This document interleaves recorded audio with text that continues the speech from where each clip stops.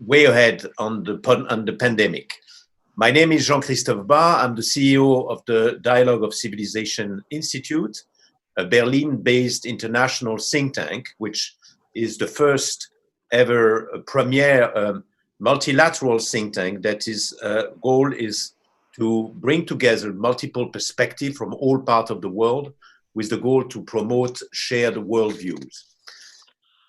Dialogue of Civilization Institute is very pleased to host you for this first global conversation on the economic impact of the global pandemic. We have about 200 participants connected today from all parts of the world. And we have, I think, about 65 countries represented among participants. For some of you, it is very early. For some of you, it is very late. But for everyone, it shows that there is a profound interest from all parts of the world. And this is very much in line with the objective and the goal of the Dialogue of Civilization Institute, is to exchange across the world the perspective on the pandemic. Thanks a lot also for, in a way, being the guinea pig in this first seminar. Hopefully everything from an IT perspective will work well. I wanted, before we start, also to thank our partners, particularly GoNews India, which is one of the largest media outlet in India, and also the Center for China and Globalization, which are also broadcasting this program. During those 75 minutes, we will be, with our guest speakers, looking at the short-term and also the longer-term perspective of the pandemic from an economic point of view. A second seminar, a second webinar will be looking at the geopolitical perspective and impact of the pandemic. And at the end of the month, we will have a third webinar that will be looking at the impact of the pandemic from a societal and a cultural point of view. But today, we will be looking at the economic consequences. Are we entering in a recession, or are we heading towards a depression? Is this a crisis will lead to new economic models? The Economist has made a cover page today about the business of survival, asking also if the commerce and the way the trade, the world trade, will be radically changed. This crisis also, from an economic perspective, is interesting to look at the role or the new role of the state. Will there be winners? Will there be losers? I mean, these are all questions that we will be discussing today with our three guest speakers. We have the privilege today to have three very well recognized, eminent economists from very different parts of the world, from the United States, from Europe, and from Asia. So very briefly, let me introduce first my colleague, Vladimir Popov, Professor Popov, who is a research director at the Dialogue of Civilization Institute, and who served during several years as a senior economist at the United Nations Department of Economic and Social Affairs. We also have the chance today to have Professor James Galbraith, who is a professor at the London Johnson School of Public Affairs at the University of Texas in Austin, and who woke up very early this morning to join us. And we have also the chance to have Jomo, who is currently a senior economic advisor of the government of Malaysia, and who has served during many years as a UN Assistant Secretary General, also serving at UNDSA. So thanks a lot for the three of you. You will be given a few minutes to introduce the discussion, and then we will have an interactive discussion. Before we start, and before I give the floor to Professor Popov, my colleague Rebecca Creamer who has been really instrumental with her team in putting together this first seminar, will give you instruction and the way we can make this discussion extremely interactive and how to, in a way, participate in the discussion. So she will give it even very important instruction, and then we will start the discussion. Thank you. Unmute yourself, Rebecca. Thank you, James. So yes, I'm Rebecca. I'm the event manager here at DOC. As Jean-Christophe said, this is our first webinar. We are going to try and keep technical difficulties to an absolute minimum, but please bear with us if they do happen. So dialogue is what our organisation is all about. So we are going to offer you two ways in which you can ask a question to our expert speakers today. One option will be to type it in the chat function. This will enable Jean-Christophe, the moderator, to see your question and read it out for you. If you do choose to use this option, then please write your name and affiliation so that we know who you are. Alternatively, if you would like to ask your question verbally, then please use the raise your hand button. Again, this will alert the moderator that you are keen to ask a question. And if Jean-Christophe approaches you, then I will unmute your microphone so that you will be able to ask your question. It will be heard by everybody in the webinar. That may take a couple of seconds, so please bear with us before you start speaking. Also, again, please do introduce yourself and your affiliation, and try and keep questions to a minimum of, to a maximum of 30 seconds. Also, just to let you all know, the webinar is being recorded. It's also being streamed live on Facebook right now. And once it's over, we will make a recording available on the DOC website, which is doc-research.org, and also on our YouTube channel. So I hope you enjoy it, and back to Jean-Christophe. Thank you, Rebecca. Before the discussion starts, I will ask you to say again, what are the housekeeping and instruction when it comes to organize the interactive discussion. But without waiting any further, I would now turn to my colleague, Professor Popov, to introduce the discussion. He has been assigned about 6 minutes, and I know he's very good with sticking his the time to introduce the discussion. Sorry for being delayed. I had to switch to another computer. I'm sorry. Sometimes it is beyond my competence. Okay. Thank you. Thank you. Welcome also to Dr. Yakunin, who is the chairman of the Dialogue of Civilization Institute, and we will speak at the end to give closing remarks. So we have now Professor Popov. Yes, thank you so much, Jean-Christophe. I would like to welcome everyone who joins the discussion today, and thank you so much for joining the discussion. I hope we will have some interesting issues to discuss and the provocative statements that I'm going to suggest to discuss. Since I'm the first speaker, I prepared a PowerPoint presentation, and I'd like to show you. I hope you can see it now. If you cannot see, please let me know.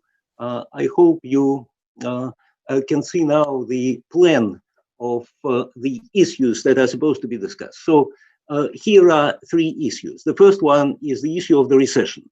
I think by this time we realize that the world is already in the recession. And I think by this time we also realize that this recession is the deepest in the post-war period. The question is how we deal with this recession, and I'll try to offer some provocative statements on the issue. The second issue is, what do we do after the recession? It appears that some economic systems, some countries, and some regions of the world were far more successful, not only in dealing with coronavirus pandemic, but also in dealing with the recession. And so there would be a discussion, I think, for the next many years to come, which model is more competitive, East Asian model or the Western model. And the third one is the issue of globalization. Is it going to be interrupted, or is it going to be reversed, or is it going to continue after a short interruption? So let me first describe some issues with respect to the recession. I hope you can see the chart now. This is the growth rates of US GDP in post-war period. Well, since 1961 to be more precise. You can see that the reduction of output in post-war recessions in the United States and in most advanced countries as well was actually very small. It was something like 1 to 2% only. And even in 2009, when we had something which we call the Great Recession, the reduction of output in the United States was only 2.4%, minus 2.4%. This time we're talking about the reduction of about 10% and maybe more than 10%. This is comparable with the Great Depression. If you look at this chart, this is the GDP per capita, growth rates of GDP per capita in the United States. This is the logarithmic scale, so this is really the straight line. And the only deviation, significant deviation from this line was in the period of 1930s, in the Great Depression of 1929, 1932. And today we're facing the event of the same magnitude. Unemployment in the post-war period, unemployment rate in the United States was never higher than 10%. In 2009, 2010, it was about 10%. And in 1982, 83, it was about 10%. In the Great Depression, it was over 20%. And today, we are talking about the unemployment rate of 10, 15%, and maybe even more. So this is going to be an exceptional event in the history of Western countries, the history of the whole world, in the economic history of the whole world. And this is not the issue for the discussion, but the issue is how you deal with the recession. Most countries have already adopted traditional Keynesian stimuli, but the understanding today is that this stimuli may not be enough. What is the traditional Keynesian policy? It's the increase in government spending, the reduction of government taxes, and the increase in the money supply. It is supposed to produce a higher demand. For instance, the higher demand for the ventilators that are now in short supply. This is supposed to lead to the increase in price of the ventilators and the increase in production. This is a chain that first doesn't really work that well, and second, maybe it is not fair because once the prices for ventilators increase, they say, oh, the producers of the ventilators are making windfall profits on the disasters of the others, and so on. But it's important to understand in the market economy, if there is no increase in price, there is no increase in production, because entrepreneurs will not introduce the second shift and the third shift if there is no increase in profitability because the costs increase. And they will not, of course, make investment to increase the production because in the uncertain times, you face a lot of risk. You don't want increase. You don't want to put the money into the construction of the new plants and new production lines unless you know that the profitability is really high. So my argument is that policies to encourage the reallocation of resources, to eliminate the bottlenecks. The bottlenecks today are in the production of medical supplies, in the healthcare services, in the production of public safety. So if there is no particular policies like the organization of public works to encourage the reallocation of resources, then countries will not be very successful in dealing with the recession. There may be programs of public works that were used in the 1930s. There may be the experience of the conversion of non-defense industries to the defense industries during the war. But this is something that is necessary to eliminate the situation when you have unemployment on the one hand and the shortage of basic medical supplies on the other hand. This is unnatural, irrational, and countries that are going to deal with this better than the others will probably get a lot of praise. Now, the second issue to be discussed is the issue of East Asian model versus the Western model. It seems like the East Asian model today is more successful in dealing not only with the coronavirus itself, but also with the recession. East Asian model knows how to reallocate resources from one place to another, how to convert the auto plants into the production of ventilators. And I think the East Asian model, it is of course debated, but people say that East Asian model has greater social solidarity. It has lower inequalities. Normally, you look at the Gini coefficient. In China, Gini coefficient is pretty high, but if you control for the size of the country, you can see that Gini coefficient is high in China because of the differences between the provinces. The provinces have very uneven level of development. If this differences between the provinces in income is eliminated, the income inequality in China would be very low for the country of its territory and for the country of its size. So this is one item which makes Asian model different. This is the priority of collectivist interests over the individual interests. And the second item, in Asia, somehow it's easily acceptable when you need the greater involvement of the state. You're not afraid that personal freedoms would be violated if the private sector is not doing something which needs to be done. In East Asia, there is an understanding that the government should step in and do it. And the third issue to be discussed is the globalization issue. Now, we have the world which is very much divided. We have sanctions which are imposed against countries like Iran and Russia and other countries. In the European Union, there are countries that are introduced the borders, once again, in the Schengen zone. And the trade flows and capital flows and people's movement now is in jeopardy. So the question is, are we going to see the retreat in globalization? Are we going to return to the economies of nation state, to the self-sufficiency instead of international trade? If you look at the ratio of trade, international trade to GDP for the period of recent 200 years, you may see that it was growing all the time, from 5% in the beginning of the 19th century, 200 years ago, to about 25% today. Yes, there were periods of decline, like during the wars, of course, and during the recessions, Great Recession and the period of the Second World War, there was a decline, but then the trend was to increase. And the same goes for the stock of direct investment.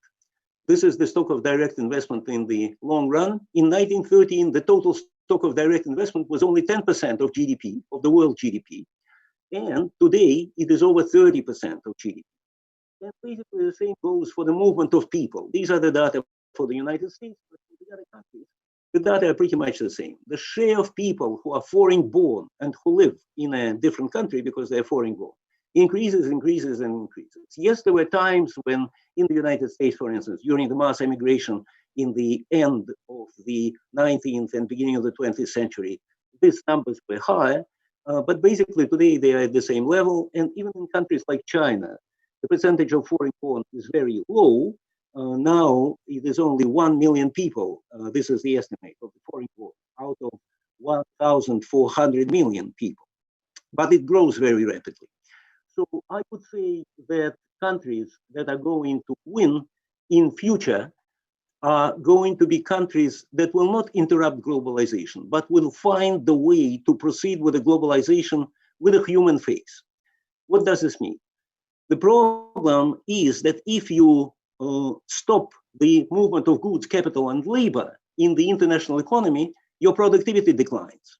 The way to increase productivity overall, over all the known human history, was to specialize and to proceed with the international division of labor. So countries that will go to self-sufficiency, of course, will lose in living standards and in productivity.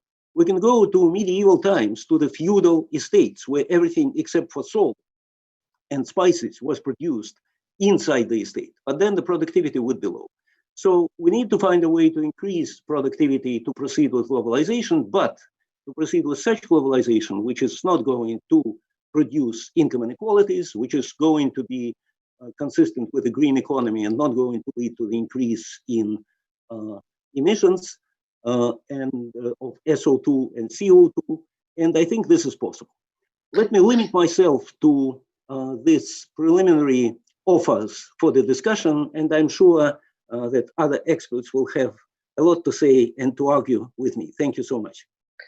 Thank you, Vladimir, for this wonderful introduction and setting the stage. And it is clear that we are not wondering ourselves if we are entering in a recession. This is, we all know that. The question indeed is how to handle this recession, how to really to mitigate most of the risk, and also this question, which evidently would be of great interest for discussion with our next two guests, whether there is a successful economic model in handling the economic crisis and a model that doesn't work well. So the Asian versus the Western way of handling the crisis. This is something that we would certainly be interested to hear from Professor Galbraith and from Jomo. And also, and in a way, this will be a very important point, is how this will really impact the shape of the globalization, trade, models of production, and so on and so forth. So I'm immediately giving the floor to Professor Galbraith, who will give us his perspective, and again, thanking him for being early, very early with us. Thank you very much, and it's a pleasure to be with you. And I will address 3 points very briefly, and this is the only slide that I'll put up just to summarize and keep myself on track. First question is what happened and what happened specifically in the United States. And it seems to me a fair summary is that a country which is specialized had the strongest sectors in, for example, finance and in the high technology sectors, information technology and aerospace, and which had pursued internally a politics of open trade and globalization, of market-driven, capital market-driven inequalities and income distribution, of progressively smaller government, decentralization, and periodic bouts of austerity, particularly in the provision of public services, along with a federal government which had come to be largely dominated by the interests of lobbying groups. And that's a fair statement, and one that applies to both parties.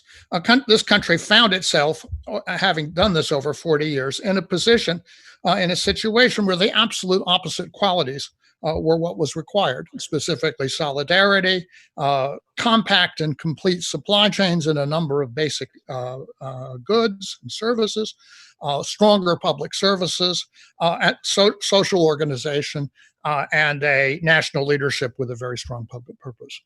Those qualities are not entirely lacking.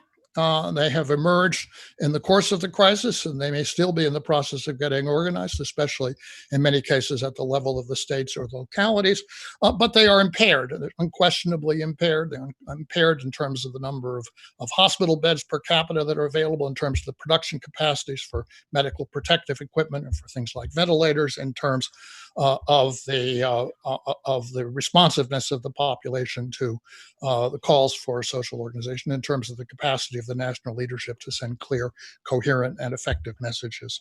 So in the short term, there are a number of challenges which have been especially severe in the United States and were better handled certainly better handled in both China and Korea. And maybe, well, I think Europe is an intermediate case where some of these challenges are also very severe due to a similar pattern of decentralization and austerity over the years.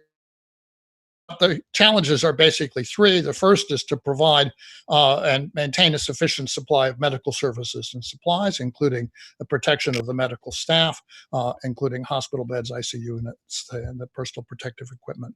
That is, at the moment, highly stressed and barely hanging on, but still largely hanging on in most of the country. The second thing is to mobilize the population, to get the population to do what it has to do in order to break the chain of transmission of the virus. And that is, in most cases, simply to stay at home and to practice social distancing and to basically put all other economic activity into abeyance. And that's the reason why the economic statistics look so bad, is that people are in fact complying. Businesses have shut down and people are staying at home. And travel is greatly curtailed. All the things that normally contribute to economic numbers and employment numbers have been stopped for the time being, as they must be for public health reasons. So there is both the statistics that Vladimir Popov was discussing are an artifact of the response to the pandemic. They're not inherent in the sum. They're not somehow separated from it or to be dealt with as separate phenomenon, obviously. And the third major challenge is to maintain the supplies that are essential to keep the population in place.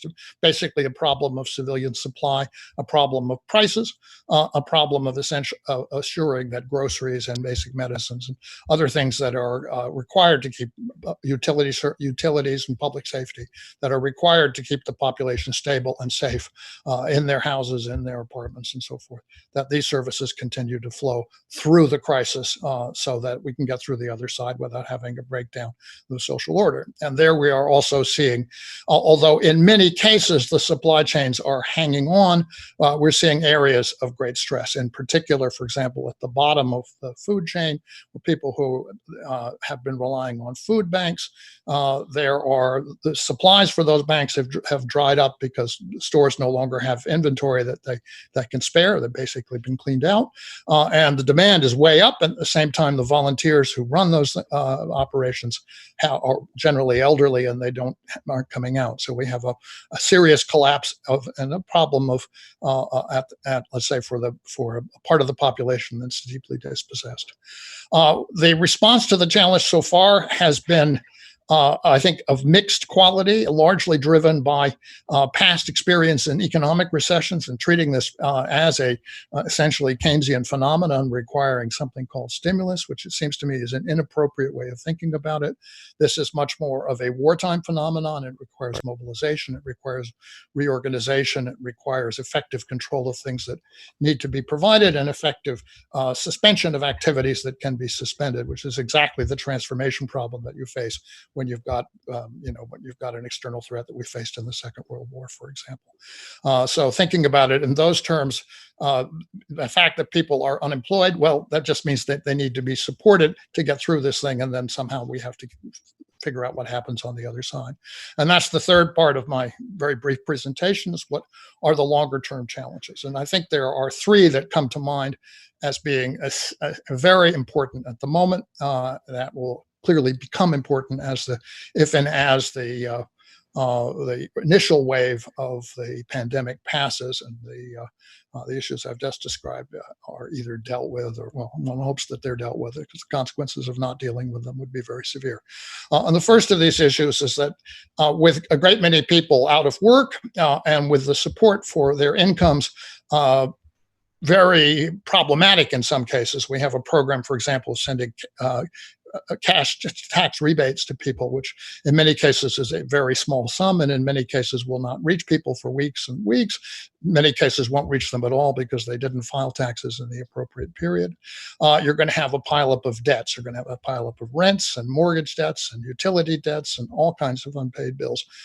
And those debts are essentially like wartime debts. They're not debts that can justifiably be called in when this is over, because the people obviously have no responsibility for the conditions that put them in a situation where their fixed obligations are greatly exceed their incoming incomes. That's going to have to be resolved. It can't be resolved the way it was the last time, by waves of foreclosures and evictions and repossessions and so forth. After the great financial crisis, that would be totally socially unacceptable and would lead, I think, to a major political crisis in the country. The second thing is that it's clear that the health sector, as it has been organized, which is it was very adapted, if you like, to the income structure and to the structure of morbidities and so forth that we had, is not adequate to deal with a general public health threat and has to be reorganized. The health insurance sector is clearly melting down under the pressure as we speak.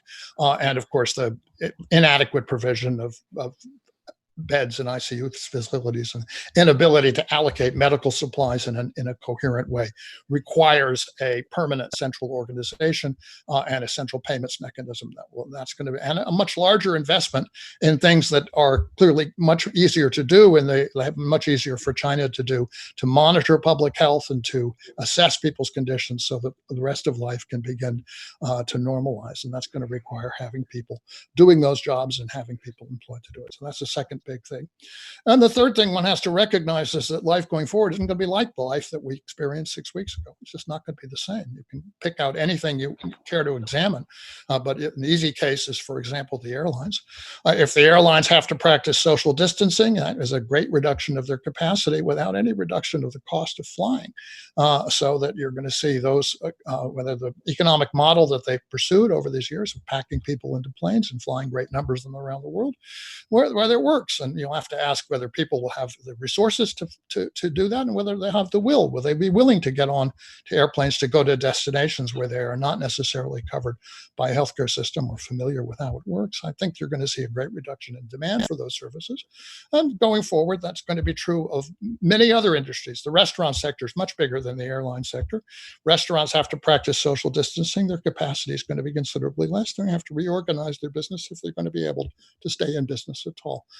So personal services is another thing. Anything that requires personal contact is going to have protections built in so that people feel safe, for example, to go to a hairdresser or to go to any kind of activity that involves direct personal contact, to go to a gym.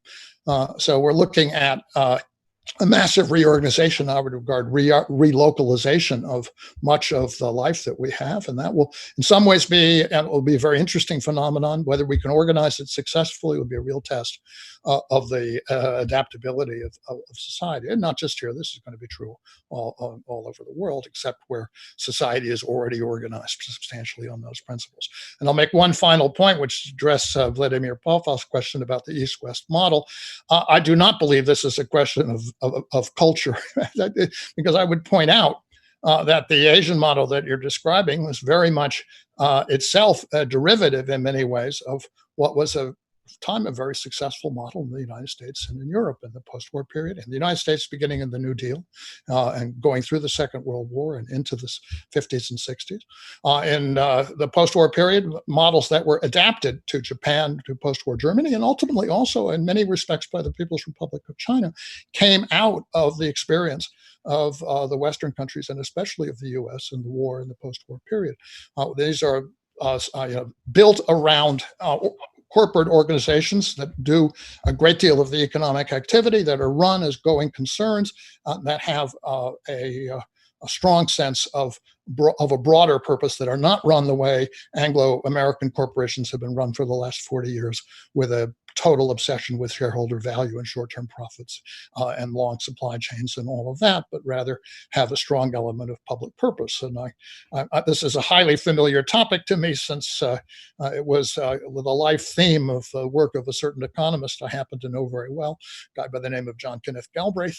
And his influence was clearly present in the development of, let's say, the post-war Asian economies, Japan, Korea, and also in the development of China, as I discovered when I was an advisor there in the 1990s. So it seems to me that there are models here which have historical roots in countries which have neglected them.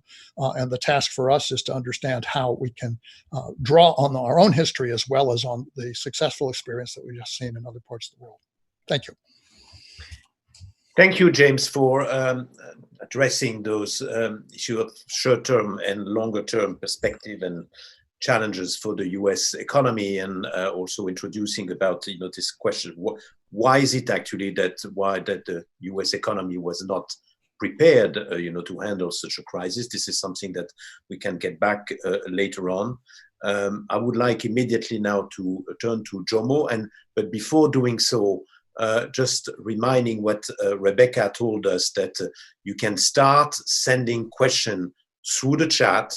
I have already received a few. You can also later on, when we will open the discussion, be in a position to ask your question live, but don't hesitate to send through the chat. I think this is probably easier to manage. But I'm giving immediately the floor now to Jomo, who in a way will respond by way or another to what Vladimir has introduced, this sort of dilemma or different ways to handle the crisis from a Western and Asian perspective. I think there's also one very important element that we have not really discussed so far, which is the role of the state. We've seen, and I think it will be important to get back to this point with James, those tremendous and staggering stimulus that were decided in the United States, with this $2 trillion and the same on the EU side. I would be interested to hear also from the three of you how those tremendous inflows of money will contribute to mitigate the risk of a crash of the world economy, or if there are different ways to look at those issues. Jomo, you have the floor. Thank you very much, Jean-Christophe, and congratulations to the Institute for organizing this event. And I hope that this will generate the kind of interest which is urgently demanded by the challenging times in which we live. Let me first emphasize that there are very important novel aspects of the crisis which we face today. It is not just an economic crisis for obvious reasons, but there are very important consequences of the very specific character of the viral pandemic. This has forced upon us a fundamental change in the way we live, in our social and economic interactions. And this has a very profound influence, requiring, for example, physical distancing and other types of precautionary measures. As far as the economic impact is concerned, I think what needs to be emphasized is that we have what the Americans might call a double whammy in the form of a supply shock, a huge supply shock. But it's not just a one-term shock, but something which will have long-term consequences in terms of our future ability to continue to produce goods and especially to deliver services. This will be extremely important for a long time to come, certainly until such time that a vaccine is available for all people. In addition, the supply shocks also imply, for example, a significant reduction of income, particularly for those who do not have fixed incomes or guaranteed incomes due to formal employment guarantees and so on and so forth. And this will have a tremendous impact in terms of the way in which we spend. And this has exacerbated what can be called the demand side shock. And more importantly, in terms of looking beyond the immediate responses to efforts to try to contain the crisis, what we see is that there is unlikely to be any more return to business as usual. That is simply not a viable scenario for all kinds of reasons. In fact, it is very likely that the physical distancing which is being required in the short term will fundamentally change the way in which we interact both at the interpersonal level, at the workplace, in communities, and beyond that internationally as well. And all this will basically mean many things, but what we are beginning to think about are new normals. I don't want to talk about a new normal because what it means in terms of the profound changes in life will be quite different in different parts of the United States. It will be quite different in different parts of Asia and the rest of the world. One of the important consequences and part of the reason why we have such a serious crisis, and this I think is part of the big difference between East Asia, if you will, and I don't like to generalize about the West, but particularly the Anglo-American West, because that is where the delay in action was greatest. In East Asia, there was generally early action. As soon as the virus was identified as posing new challenges, most of the East Asian countries which have responded very well immediately acted and took a number of precautionary measures which we don't have time to get into right now. Even in China, it is often generalized, the Wuhan experience, and Wuhan and perhaps the three provinces involved, which were the epicenter of the epidemic in China, the response there was far more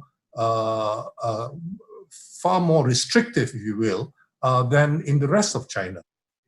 In Guangdong, for example, which is the second highest population which has actually been tested, second only to the Republic of Korea or South Korea. We see a very high level of testing, but there was relatively less in terms of a lockdown. So even to generalize in terms of in terms of China, and to generalize too much from the Wuhan lockdown, I think has affected our ways of thinking. Now, if we look at the most influential Western study, and it's been very important in terms of changing the policy in the United Kingdom, the Imperial College of London study basically does not consider economic dimensions of the crisis, either the costs or some of the other consequences. And therefore, I think it focuses very much on different ways of eliminating. And I think what we are grateful to the Imperial College study for is enforcing the United Kingdom government to change from its previous approach of trying to develop so-called herd immunity if the virus were to spread throughout the population, and to adopt a much stronger approach. This stronger approach, because it was delayed so much, has taken the form of a lockdown. But we have to recognize that in much of East Asia, even in China itself, the lockdown was exceptional. After the Chinese New Year, the Lunar New Year holidays, people went back to work, and there have, of course, been restrictions. Now, movements out of Wuhan city, for example, are no longer being restricted. So I think it is very, very important to not generalize too much from specific actions. So the real choice was whether you had early action or you had delayed responses. And the delayed response typically has involved lockdowns. So the difference is not just between East Asia. I would like to draw your attention, for example, to a very poor state in southwestern India, the state of Kerala, where for various reasons, there was a strong and early response in the month of January itself, where the chief minister and the health minister took a very, very proactive approach. And that has basically made this relatively poor state with very, very minimal resources, because it has been discriminated against by the center as well. It has been able to limit the spread of the virus quite successfully, not only in terms of the number of people who are infected, but also it has been very, very exemplary, in my view, in terms of looking at the consequences of physical movement restrictions, particularly on the most vulnerable in society. And we are talking about an agricultural state where in the urban areas there are workers, many of whom are daily rated, daily paid, and very, very subject to such vulnerabilities.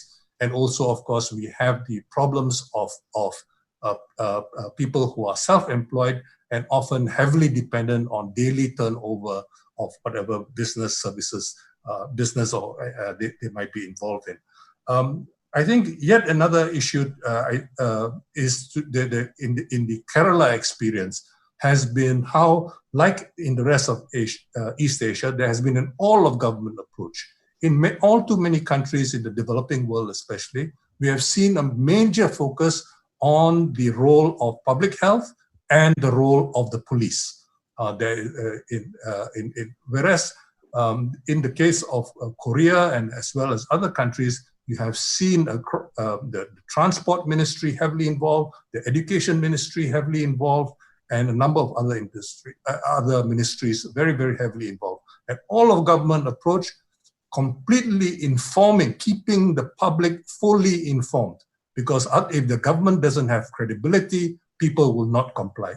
If the government does not educate, and this is especially challenging in an age of fake news, in an age where everybody thinks they're an expert by picking up a couple of articles on the internet and so on and so forth. So we have tremendous problems. But what we have seen in the case of a very poor state like Kerala, and this I think is extremely important, because if we are going to influence the responses of people in sub-Saharan Africa and other relatively poorer countries in order for them to be less vulnerable, this requires not only early action, but also action which is as equitable as can be in these very, very difficult circumstances.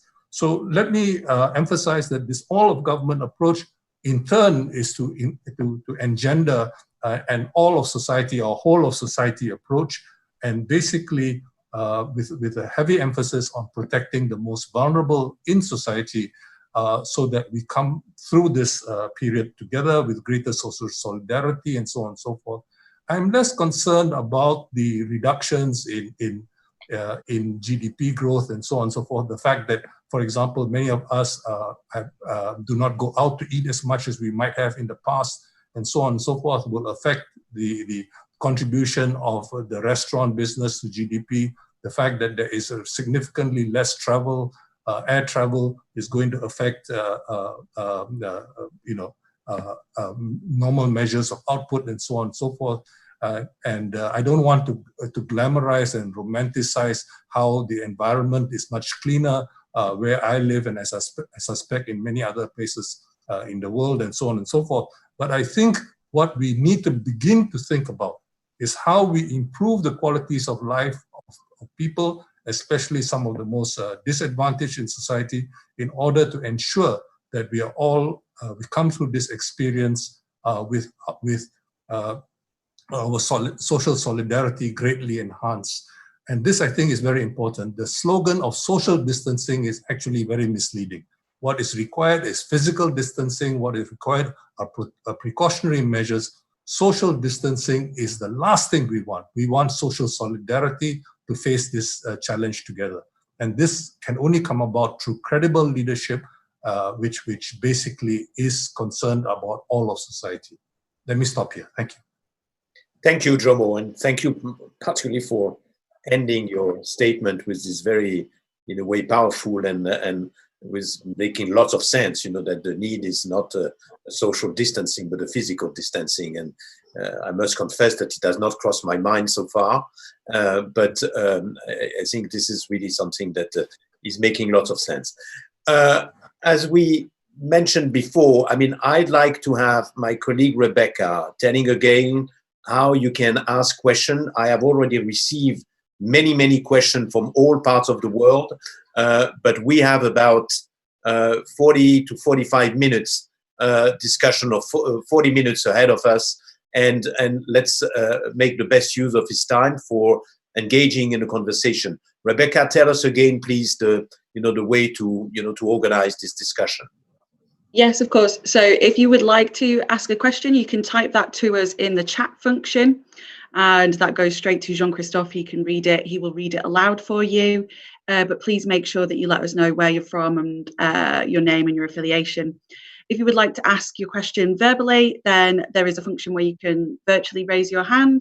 Again, that alerts me and Jean-Christophe that you're keen to ask a question. And if Jean-Christophe calls on you by name, then I can unmute your microphone so that you can be heard by everybody in the webinar. But that might take a couple of seconds, so please bear with me while we get your mic sorted, and try and keep your question to 30 seconds or less so we can have more discussion from our experts. Thank you. Thank you, Rebecca. So let's now start the conversation. And to be frank, I'm not sure exactly about who is raising their hands and who is asking a question live. So I would like to ask Edward McMahon, who is with the University of Vermont in the US, who sent two interesting questions. If he would like to ask his question live, or otherwise I will read them. So Rebecca, maybe if you can give access to Ned, that would be great. Greetings, everybody. Jean-Christophe, maybe you can just raise your hand to confirm that you can hear me. Okay, thank you. Well, two quick questions to all of the panelists. First, thank you very much for this very useful set of perspectives. My first question is maybe a bit of a devil's advocate question, and that is, does the current crisis reflect any underlying fundamental economic global disequilibrium? If not, what does that tell us about the rapidity with which economic progress could be regenerated? My first question. Second question is, the Eastern model that you've discussed presupposes limits on civil and political rights. In many countries, this limits the ability of society to exercise control and transparency over the government, which can lead to higher corruption, less transparency, and have negative effects. The delay in China publicizing the virus is an example. We've also seen countries such as Hungary using the crisis as an excuse to limit civil and political rights. My question for you is this, these above observation, is it a valid critique of the Eastern model? Thank you very much. Thank you, Edward. So who wants to respond? Okay, order the three of you, very brief response so that we can take as many questions as possible. Disequilibria are a feature of life. I think what we see here is that some systems were essentially better positioned to cope with this particular kind of challenge than others, and for the reasons that I gave earlier. Does this have to do with individual liberties under these circumstances? I'm a little skeptical of that, because it's clear that in a wartime situation, what essentially this is the equivalent, the population pulls together and exercises a common purpose. And so a great many things become essentially secondary to that. In the Second World War, when my father was controlling prices, we had civilian boards who were responsible for monitoring the prices of every commodity that was in general consumption in the broad public. And that was not considered to be an infraction on civil liberties, but a necessary measure to pull the country through an emergency. So a great many things do have to be done. The ability of a country to do them is a function of how coherent its leadership is and how coherent its society is. Are there threats to civil liberties? Of course there are, and there are threats to democratic processes. And we saw this in the way the primary election was conducted in the state of Wisconsin a couple of days ago, in which a terrible travesty occurred. The entire city of Milwaukee had 5 polling places that were open because there weren't poll workers available. And so a great many people were disenfranchised. And that is something which could have been avoided by more effective organization, but more effective organization would have disadvantaged certain political interests. So we can see this problem emerging, how effectively it is possible to deal with it. We got through it World War II, and we got through other conflicts with still as a democracy. We can get through this as a democracy, but democracy has to be properly managed or people will lose faith in it. Okay, Jomo? Yes, thank you. I think I'll skip the first question and go straight to the second one. I think, as I suggested earlier, the East Asian experience is quite varied. And if we include Kerala as part of the Asian experience, I think there is far, far more democracy involved in how the Kerala government has responded and how the Kerala community has responded than found in any other society. I think it's also very important to recognize that in the case of Korea and other East Asian societies, civil liberties have been very much highly respected. You can have early action and mobilization through a variety of means, including some of the means which Jamie Galbraith emphasized earlier in terms of the kind of mobilization in an extraordinary situation, in this case of war against a virus and its consequences. All this is possible. And as I emphasized in the case of China as well, there have been a variety of experiences. It is all too common that we hear about the Chinese this, the Chinese that, as if 1/4 of humanity or maybe humanity is all been subjected to similar conditions. I'm not suggesting, I'm not going to say anything more about China, but I think what has been done in Korea, what has been done in Kerala, give the lie to the claims that it is all involves draconian and repressive measures. Thank you. Vladimir, very briefly. Yes, I would start with the global economic disequilibriums. Probably you mean, the person who asked the question means that this is US current account deficit. US current account deficit is the biggest world economic disequilibrium. in this respect, I think that the recession will contribute to the elimination of this, not elimination, but the softening of these disequilibriums. Why? Because the recession in the US would be deeper than the recession in China.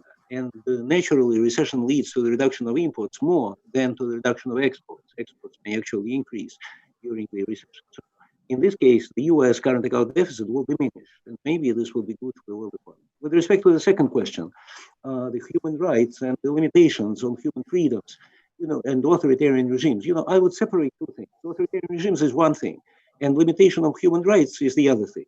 The good example is one-child policy. Is it a limitation on human rights? Of course, it's limitation on reproductive rights. Is it good for economic growth? Yes, most economies agree that this is good for economic growth, and this is one of the reasons why China was developing so fast. In all the countries, say in European countries, there are limitations for the freedom of the press. Holocaust, denial of Holocaust would be a crime in many European countries. So the question is, how democratically the society can impose some reasonable restrictions on human rights, particular freedoms, particular human freedoms. And this is supposed to be decided democratically, and this is supposed to be for the common good. So it's the issue of collective interests versus the individual interests. And it is supposed to be discussed to what extent the requirements to proceed to the collective interests justify the reduction of the individual freedoms. Our individual freedoms are already reduced. We cannot cry in the crowded theater, fire, fire. It's well known. And in the press, we cannot advocate we cannot do the propaganda of racism, fascism, of racial hatred, and so on. So this is all for the common good. And once 95% of the society agrees that this should be a limitation, it should be a limitation. Thank you. Thank you. I will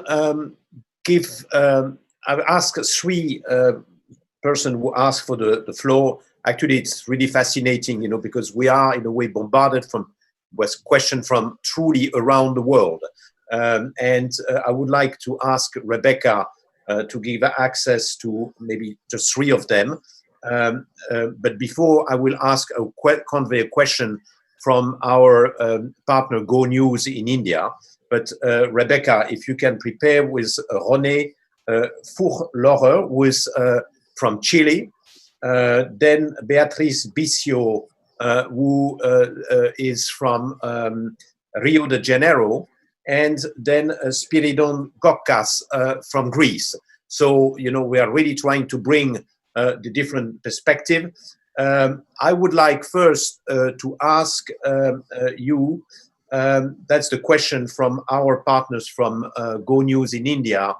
What will be the possible effect on global foreign investment of the crisis, taking into account that at this very moment in time, global or foreign investors have a tendency to look much more inwards than looking internationally. So, and of course, this has a tremendous impact, and it is not just coincidence. The question is coming from India. So what is, for a country like India or for many other developing countries, what is the likely impact of the crisis on foreign investment? Well, at the moment, what you're seeing is a flight to safety, which means a flight to the government bills and bonds of the countries that are typically considered to be the most secure, including, interestingly enough, the United States, and despite the fact that we have one of the less well-organized responses to the virus so far. Will that change? I think it will change, but only quite slowly over time. And I'm very much in the line of the view expressed by my Brazilian economist friend Luis Carlos Bresser Pereira, that a country pursuing a development strategy should not be relying on external debt or external financial flows. Openness of trade. I suspect that trade will resume because the global supply chains will still be there, and they can be handled with the physical distancing required to keep them reasonably safe. But I suspect that the financial exposures will be considerably less going forward than they have been in the past. Thank you. Maybe Rebecca, did you give access to our three guests? And I would like also, because we will have limited time, but also to ask Wei Zhang from China who is asking a question about food security, also to get prepared to ask the question. So I am just unmuting some people now, and they should be appearing. So perhaps if Beatrice would like to go first. Okay, I will with pleasure put my question. And congratulations, it's a great discussion. I would like to know the role you expect from society itself. We have spoken about the role of the state, but we have seen that society is crucial, is a key actor in this pandemic. So as a professor at the university, I would like you to discuss the role of education of society to be prepared for such challenges, and particularly the self-organization of society of a key also. Do you think that's important? We have always have been thinking about the state. I think with this experience, society itself is crucial. Okay. Do you agree? Thank you very much. This is also a question that we can bring in the third seminar that will be really looking at the societal impact of the crisis. I suggest we take the next two questions from René Furchlorer, who is in Chile, Wei Wang in China, and Mr. Spirigon was in Greece. Oh, thank you, and thank you for taking my question. Do you hear me? Yep. Yes. Oh, thanks a lot, and congratulations also because of this very interesting webinar. So my question was intended to Mr. Jomo as an expert in the Asian markets. Chile is very integrated with the Asian markets along the Pacific Basin. So we have been seeing with the biggest interest the development of China and its integration into this basin, but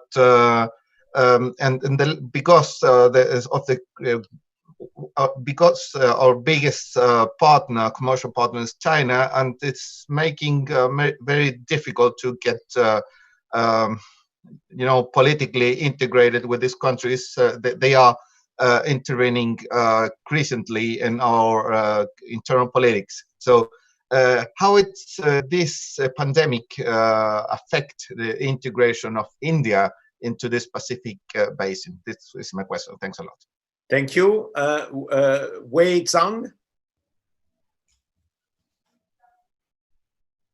Can you unmute? Yeah. I'm having, you should be unmuted now. Yep. Wei Zhang. Sorry? Yeah, go ahead. Ask your question. Sorry, we're having a slight problem with Wei Zhang's microphone. If perhaps we could go to Spiridon first. Okay, so Spiridon first. Go ahead.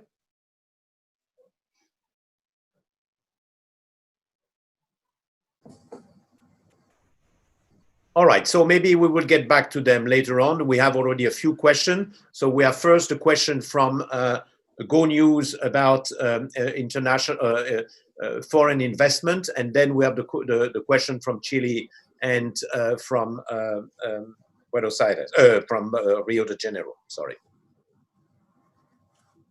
Jomo, you want to take the Indian question? Sure. I think it's all bets are off about the future trends in foreign direct investment. I think what is likely to happen is that as people move from one panicky situation to another, perceptions of one panic to another, as we are going to see a lot of movements on financial markets, on liquid financial markets especially. But how much that will contribute to the economic revival remains to be seen. I think foreign direct investment can be quite important, but it's not very clear how firms who are the main actors in any case are going to reorganize themselves, how governments are going to try to reorganize national economies. There will be a great deal of emphasis, for example, on trying to secure greater national food security. There might be more investments going into in that direction, and so on and so forth. So a country like the United States, which is the single largest agricultural exporter in the world may find that it has less customers out there, except for China itself, because of the deal which has been made with China. A country like the Netherlands, which is the second largest agricultural exporter, may also be affected, and so on and so forth. I think it is too soon to tell. I think we have not had sufficient discussion about how the economic production and economic services are being disrupted by the not only by the lockdowns, but more importantly by the new normal. What is the new normal going to look like? How are different actors going to respond to situations? It is very likely that the global supply chains which have built up over the last 3 or 4 decades will be significantly impaired. It is also very likely that, given the challenges to multilateralism which we have seen in the recent period, even before the COVID-19 lockdown, and the determination by some very influential powers to point fingers as to who is responsible for this crisis and so on, is going to further impair multilateral cooperation. And this will pose extremely important challenges. In this situation, dialogue of civilizations will be very important in terms of trying to maintain a second or third line of communication and dialogue among people who share common universal values in going forward, and how we can try to come through this to make sure that the new normal is in line with these such values. But that's going to be easier said than done. There is very little interest in that right now, and I do not see this happening in the immediate future. But I think it's precisely these kinds of dialogues which DOC is organizing on today and in future and elsewhere, where we will be able to influence some of the conversations which are taking place. Thank you. I'd like to make just 3 quick points in response to Beatrice's question and also to Wei Jiang's question, which is now visible in the chat box, and I can come to that. On the question of the role of society, I think there are a number of crucial elements.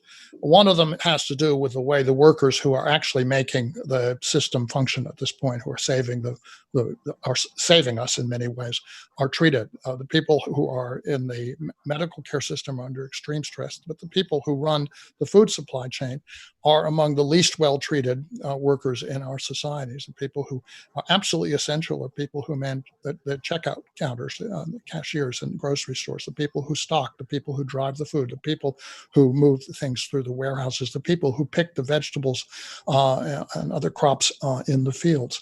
And we've got to recognize that the hierarchy with which we've treated these very essential people has been entirely inappropriate. It's certainly inappropriate to the current situation. They are now effectively frontline or just behind the frontline troops. And we have to reorganize the way they're treated. They have to have their health care taken care of. They have to be adequately protected on the job, and they have to be adequately paid. So that's a social reorganization that's going to have to come, or we're going to have these supply chains breaking on us both externally and internally.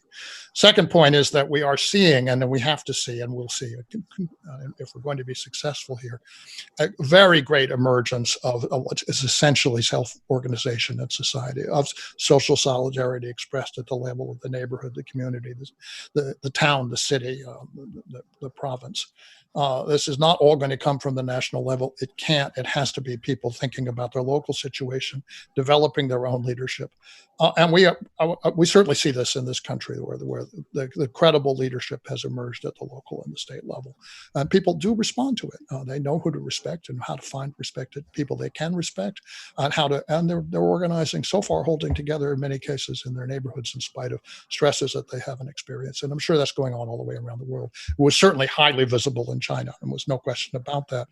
For my household, we watched that situation very, very closely because part of my family is Chinese and lives in China. So it's something that we all saw. It was extremely impressive, and I'm sure everybody has this experience in their own communities. And the third point I'd make is about the global exchange, which is, yes, and this responds to Wei Jiang, who said that his question dealt with the fact that some countries are restricting food exports and pharmaceutical exports and so forth. To a degree, it's understandable, but it's also regrettable. I believe that it's the case that in the early part of the pandemic in China, a fair amount of medical protective equipment actually flew from the United States to China. Some of it was sourced locally, and some of it was actually provided, I believe, by the government. And in the current situation where the Chinese have got their situation under control and we've been deeply stressed, supplies have been coming in. They've been coming in. I saw the mayor of Los Angeles thanking the city of Shanghai.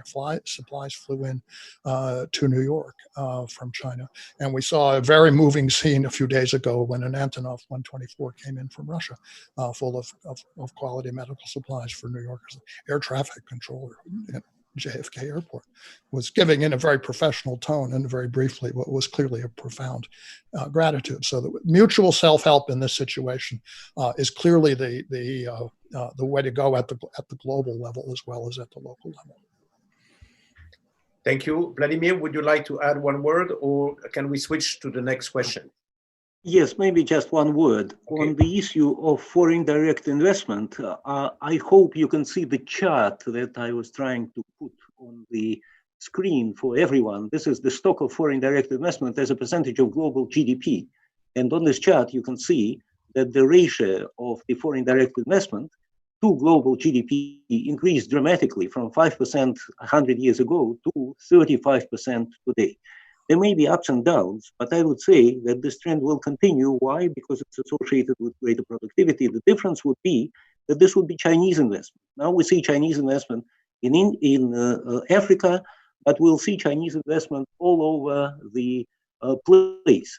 And there was a question in French. I was watching the chat that was going on, and the person, I think it's Monsieur de Text, if I pronounce the name correctly, the question was that China probably is going to be #1 economic power, and I bet that the discussants will not have the time to answer this question. Well, I tried to answer this question on the chat, saying that China is already #1 economic power. If you check the statistics, PPP GDP 5 years ago exceeded Chinese GDP. Purchasing power parity GDP exceeded the American GDP. China is becoming #1, or is already a #1 economic power. And now trade, the share of trade of virtually every country in the world, who is the major trading partner?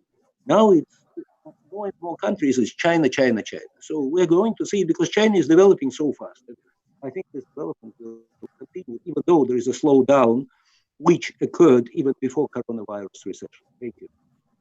Thank you, Vladimir. I would just correct the name. This is actually Mr. Alain Destex, from Belgium, and who has been during more than 20 years a very prominent member of the parliament in Belgium. So thanks to have you. It's good to have you, Alain, connected today. So we are now close to the end of this discussion. And in a way, it's really amazing to see, when I said in my introduction that our goal is really to generate a global conversation. This is really a very clear illustration of the capacity of the Dialogue of Civilization Institute to organize such a global conversation from many multiple perspectives. We have got also, we have plenty of other questions. I'm very sorry for everyone, for not being able to pick them up. But this will be also put on the website, so we can certainly find different ways, to pursue the discussion.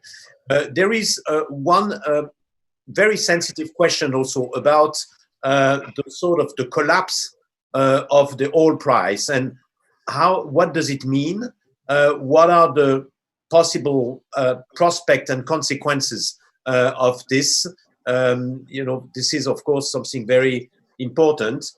And getting back to the question about the role of the states, there are actually a few questions to ask.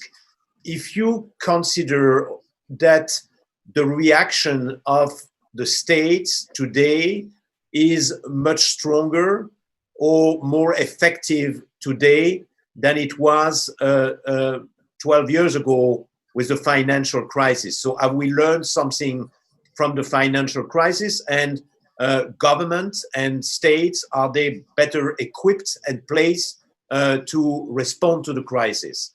And so, if you don't mind, we will end up with those questions and then turn to Dr. Yakunin, who will give concluding remarks.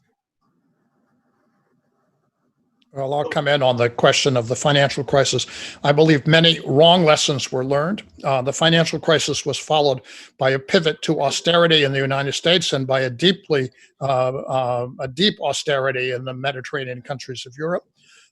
It was oriented towards saving the large institutions and not towards saving homeowners in the United States, not towards saving the health system of, let's say, the countries of Greece or Italy. And the stresses that followed over the subsequent 10 years exposed countries, including our own, to the extraordinary dangers that we're facing now. If we follow the same playbook this time, and to a degree we are, simply as a matter of habit, if we don't learn to adapt to the problem that we have, we're going to face afterwards a terrible conflict between subsidiary units of governments, nations in Europe and states and localities in the United States, who won't have the revenues to provide the services that are absolutely essential. We have to overcome that by essentially making sure that everything is provided for that is required, and that things are reorganized so that we have a viable society.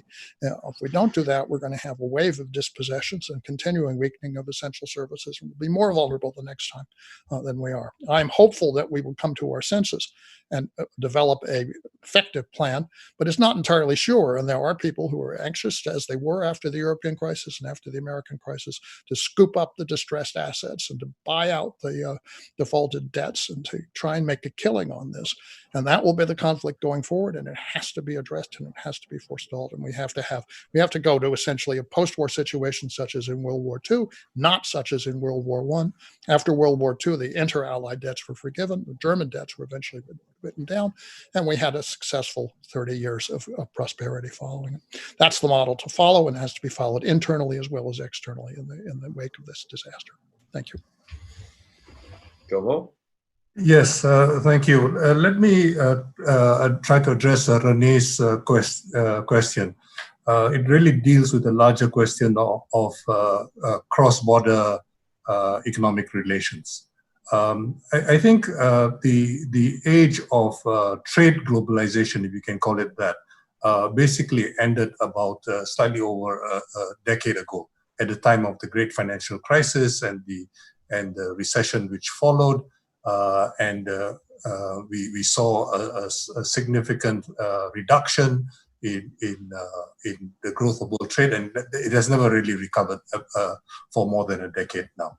But however, I think what we can call loosely financial liberalization, and some aspects are quite different from other aspects, has continued in the period since then. And the phenomena are very, very uneven in different parts of the world because there is no international financial authority. The IMF is not an international financial authority. The Bank of International Settlements has got jurisdiction only in a limited range of areas. And so what we see is that, for example, the phenomenon of share buybacks in the United States has not been generalized to much of the rest of the world. So what is important, therefore, is to recognize that this elephant, which we call globalization, and as we approach this elephant like the proverbial blind man and touch the different parts of the elephant, actually we are talking, when we use big terms like globalization, we are actually referring to very, very different phenomena. And so my expectation is actually that that international economic relations, both of the real economy, namely trade, as well as real greenfield foreign direct investment, because many of the figures which my good friend Vladimir Popov referred to actually consist of what are called brownfield foreign direct investment. In other words, mergers and acquisitions, and is usually acquisitions as far as emerging market economies are concerned. So taking over an existing economic capacity really does not enhance economic capacity in any significant fashion. So I am not quite sure, as I suggested earlier, how firms are going to reorganize, including firms in major economies such as China, India, and so on, and also firms in the US, how they will reorganize themselves, how they will organize their supply chains, how they will cater to their customers nationally as well as internationally. All that is really uncertain territory, and I'm not prepared to make any speculation at this point. But I think what is important, if I may conclude on this note, is this time it is really different. And we cannot talk about business as usual or reverting to business as usual, whether it's globalization or anything else, but rather we have to begin to think about the process by which we come about developing the new rules of the game. In a sense, we have the opportunity of the Second World War. President Roosevelt was able to make a lasting impression on the world economy, precisely because some of the initiatives which were undertaken in the United States and also internationally before his death. And we think about the Bretton Woods institutions and so on. That heritage we live with. How the world gets its act together after this is going to be defining, I suspect, for a generation to come, and if not longer. And this, I think, is extremely important. And this is precisely why these types of conversations, these types of dialogues are so important for us to begin to promote and try to develop some kind of consensus around what we, the people, really want. Thank you. Thank you, Jomo. Vladimir Popov? Yes, thank you, Jean-Christophe. Just a couple of words about the role of the state in the future. I think most economists agree that there may be cases of government failure, there may be cases of market failure, and the future economy should combine markets and governments in an optimal way. Now, what is the optimal way? In times of the crisis, it turns out that the market economy is not very efficient. If you look at the experience of market economies during the war, you have the example. I hope you can see this chart that I'm trying to show you, the slide. You have the examples of market economies using the state with a great success. I checked the statistics. I know Professor Galbraith knows much more about it. He has written about it more than once. But the statistics is that the annual increase in GDP in the United States during the war in 1941-43 was 16 to 20%. Never before and never after the American economy was growing at such high rates as during the first years of the Second World War. And this was due to the government programs to reallocate resources from the non-defense industries to defense industries. And even better results were exhibited by centrally planned economies during the war, by the economy of the former Soviet Union. These economies, centrally planned economies, are inefficient. I wrote a lot about inefficiencies of centrally planned economies, but they have at least one advantage. They can mobilize savings and resources, and they can mobilize savings for investment, and they can reallocate investment and capital and labor very rapidly from one industry to another. To give you one example, in 1940, Germany was producing 2 times more steel than the Soviet Union. In 3 years, the Soviet Union was producing more tanks, aircrafts, and artillery guns than Germany. And this was the reason why the Soviet Union won the war. So if we use this experience today, we would be able to cope with the recession. I think it was Professor Galbraith who said that this recession, this coronavirus problem is not really a problem if you act appropriately. And I would very much subscribe to this view. Thank you, Vladimir. It's now unfortunately time to come to an end, and I keep on receiving lots of questions, and really I want to apologize, not being able to take on all those questions. I'd like just to mention one that I think would be very nice. We will not respond to it now, but it would be a very nice transition to the second webinar that we are organizing in this series, which is a question from Spiridon Bazinas, whose question is about whether globalization will be strengthened based on the argument that nation states cannot fully address global challenges on their own, And I think it's a very interesting question about what is the future of multilateralism, which is at the very heart of the agenda and the priority of DOC. Of course, we will have the opportunity to address this question in the next seminar, and I invite everyone who is connected today to register for the second seminar, which will be on Tuesday, April 21st, and that will be looking more specifically at the geopolitical consequences and impact of the pandemic. We will have, as of today, 3 guest speakers.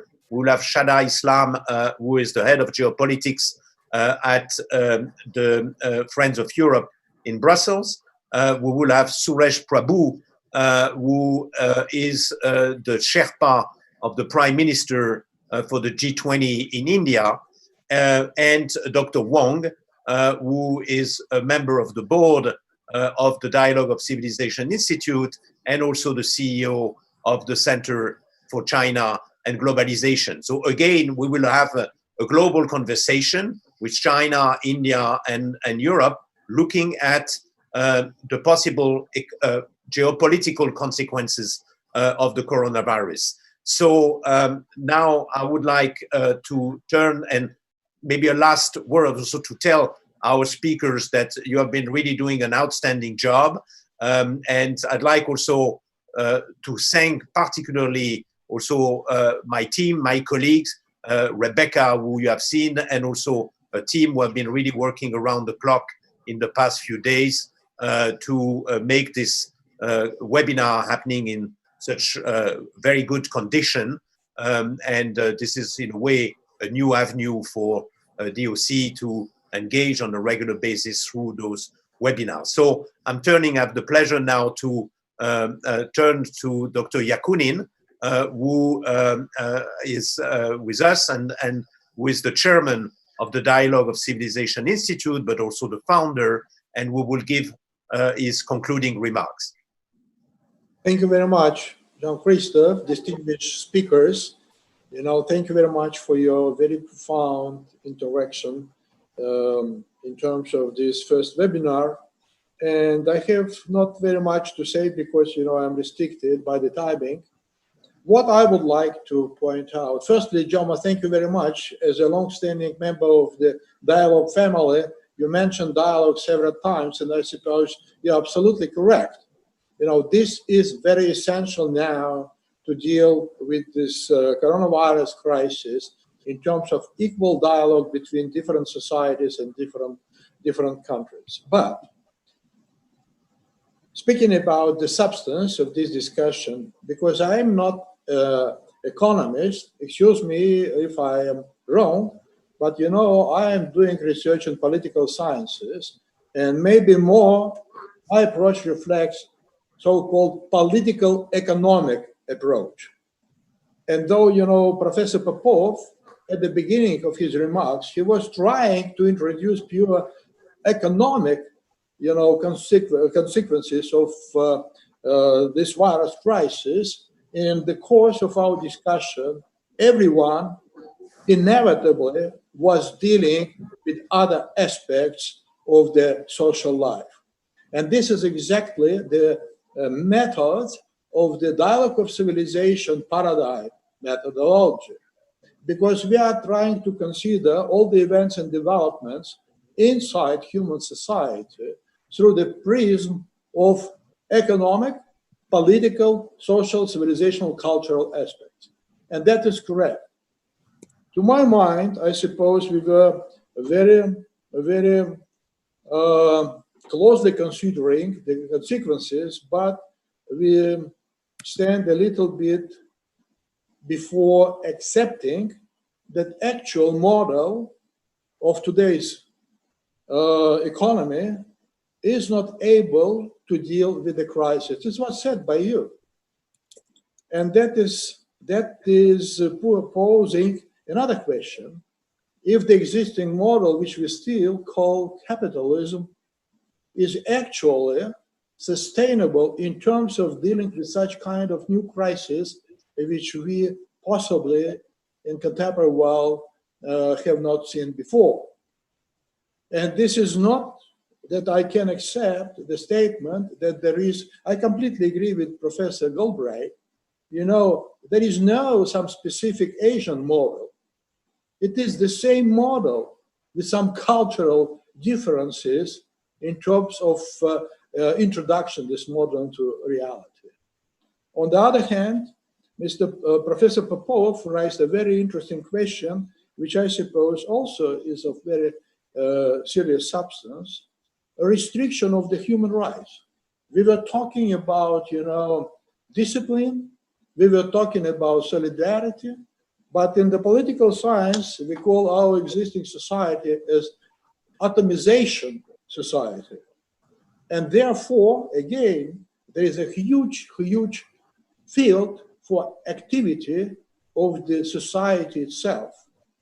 Because, you know, if we are talking about, you know, as Professor Popov just mentioned, some kind of equilibrium of state involvement and the pure market economy, you know, I don't actually can consider we have any basis, you know, to see how it can work. Will it be a restructuring of the model or introduction of some actually alternative models? I'm not ready to say, but I suppose it is extremely, extremely interesting point of view. We should not use ostrich methodology, trying to stop before the actually naming those problems we are facing now. And this is not the better model for China or better introduction of the concentration of the resources on the part of Russia or something being completely wrong with the United States politics. It is not correct. Everyone is trying to survive as the one can see it. And here, exactly, we are coming to the necessity of dialogue and solidarity, not only inside the society, but solidarity between countries. And that is possibly the next point to be discussed at the next webinar. Thank you very much. Thank you very much, Dr. Yakunin, for those concluding remarks. And we are indeed very excited to have this second conversation in just a few days. I want again to thank everyone for taking part in this discussion. I've seen that from the very start, we had a very stable turnout, which was more than 100 participants throughout the whole seminar or webinar, which I think is a very positive for a first time. And we had very good speakers, very good discussion. Again, I want really to thank my colleagues who have been doing really an amazing job working around the clock to make sure this could happen. You know, there are lots of IT also components to make sure that everything goes well. And thanks a lot. Keep on sending, if you like, messages. If you want to engage with Dialogue of Civilization Institute, let us know, you know, because many people are really truly coming from around the world, and we would certainly like to continue the conversation. And we see you on the 21st for the second seminar. Thanks again to our speakers who have been doing a fantastic job, and thanks to everyone for taking part. Bye-bye. Bye-bye. Bye.